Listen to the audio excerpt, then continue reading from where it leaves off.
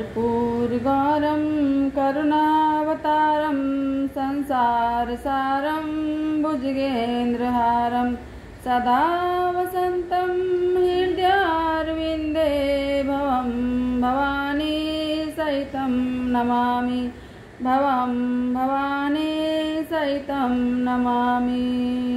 बोलो शंकर भगवान की जय। श्रावण मास महात्म 19वां अध्याय।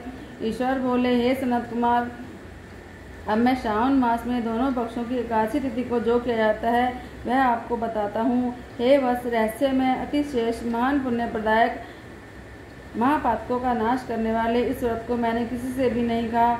यह एकादशी व्रत श्रवण मास से मनुष्यों को वांछित फल देने वाला, पापों का नाश करने वाला, सभी व्रतों में श्रेष्ठ और शुभ है। इसे मैं आपसे कहूँगा। दशमी तिथि में प्रातःकाल स्नान करके शुद्ध होकर संध्या आदि कर ले और वेद वेत्ता, पुराणज्ञ और जितेंद्रिय विप्रों से आज्ञा लेकर 16 उपचारों से देवादिदेव भगवान का विधिवत पूजा करके इस प्रकार प्रार्थना करे। हे पुंडरीकाक्ष, मैं एकादशी को निराहार रहकर दूसरे दिन भोजन करूंगा। हे अच्युत, आप मेरे शरणदाता होइए। हे वत्स, गुरु, देवता और अग्नि के सन्निधि में नियम धारण करे। उस दिन काम क्रोध रहित होकर भूमि पर शयन करे। उसके बाद प्रातःकाल होने पर भगवान केशव में मन को लगाए। भूख लगने और प्रस्खलन गिरना, ठोकर आदि लगने के समय श्रीधर श्रीधर इस शब्द का उच्चारण करें। हे वत्स, यह व्रत मोक्ष प्रदान करने वाला है। अतः 3 दिनों तक पाखंडी आदि लोगों के साथ बातचीत, उन्हें देखना, उनकी बातें सुनना, इन सब का त्याग कर देना चाहिए। फिर क्रोध रहित होकर पंचगव्य लेकर मध्याह्न के समय नदी आदि के निर्मल जल में स्नान करना चाहिए।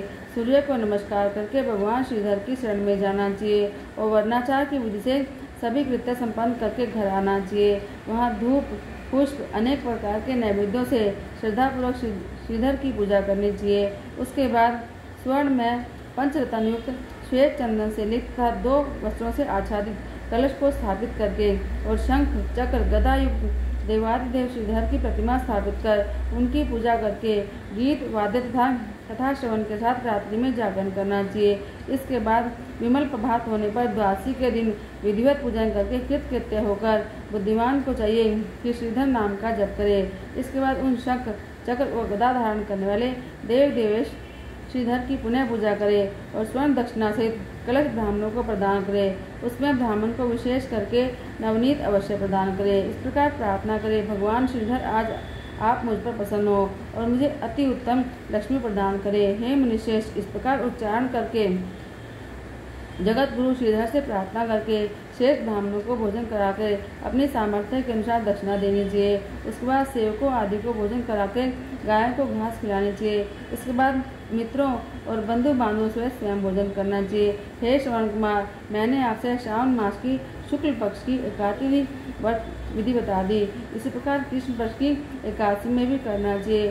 दोनों व्रतों में अनुष्ठान समान है, केवल देवताओं के नाम में भेद है। जनार्दन, मुझ पर प्रसन्न हो, यह वाक्य बोलना चाहिए। शुक्ल एकादशी के देवता श्रीधर है, कृष्ण एकादशी के देवता जनार्दन है।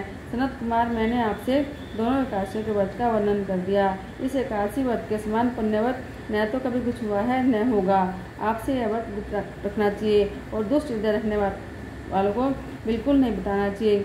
हे ईश्वर बोले, हे सनत कुमार, अब मैं द्वादशी तिथि में होने वाले श्रीहरि के पवित्रारोपण व्रत का वर्णन करूंगा। पिछले अध्याय में देवी की कही हुई पवित्रारोपण विधि के समान ही इसका भी पवित्रारोपण है। इसमें जो विशेष बात है उसे मैं बताऊंगा, सावधान होकर सुनिए। हे महामुने, इस व्रत के लिए जो एक अधिकारी बताया गया है उसे आप सुने।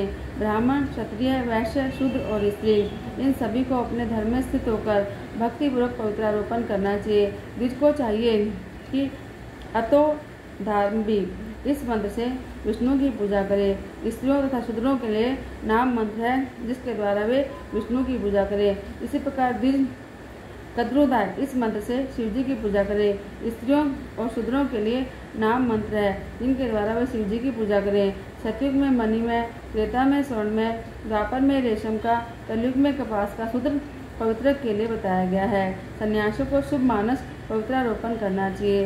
बताए गए पवित्र को सर्वप्रथम बांस की सुंदर टोकरी में रखकर शुद्ध वस्त्र से ढककर भगवान के सामने रखे और इस प्रकार कहें, हे प्रभु, क्रियालोक के विधान के लिए जो आपने आच्छादन किया है, हे देव, आपकी प्रसन्नता के लिए मैं इसे करता हूँ।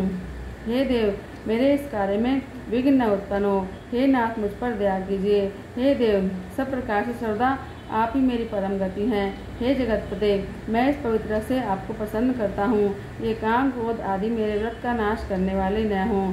हे देवेश, आप आज से लेकर वर्ष पर्यंत अपने भक्त की रक्षा करें। आपको नमस्कार है। इस प्रकार कलश में देवता की प्रार्थना करके बांस के शुभ पात्र में स्थित पवित्रक की आदरपूर्वक प्रार्थना करनी चाहिए। हे पवित्रक, वर्ष भर की हुई पूजा की पवित्रता के लिए विष्णु लोक से आप इस समय यहाँ पधारें। आपको नमस्कार है। हे देव, मैं विष्णु के तेज से उत्पन्न मनोहर सभी पापों का नाश करने वाले, सभी कामनाओं को पूर्ण करने वाले इस पवित्रक को अपने अंग में धारण करता हूँ। हे देवेश, हे प्राण पुरुषोत्तम, आप मेरे द्वारा आमंत्रित हैं। आप मेरे पास पधारें। मैं आपका पूजन करूँगा। आपको नमस्कार है। मैं प्रातःकाल आपको यह पवित्रक निवेदन करूँगा। उसके बाद पुष्पांजलि देकर रात्रि में जागरण करना चाहिए। एकादशी के दिन अधिवासन करें। द्वादशी के दिन प्रातःकाल पूजन करें। पुनः हाथ में गंध, दूर्वा और अक्षत के साथ पवित्र लेकर ऐसा कहें, हे देवदेव, आपको नमस्कार है। वर्ष पर्यंत की गई पूजा का फल देने वाले इस पवित्र को पवित्रीकरण हेतु आप ग्रहण कीजिए। मैंने जो भी दुष्कर्म किया है उसके लिए आप मुझे आज पवित्र कर दिए। हे देव, हे सुरेश्वर, आपके अनुग्रह से मैं शुद्ध हो जाऊं।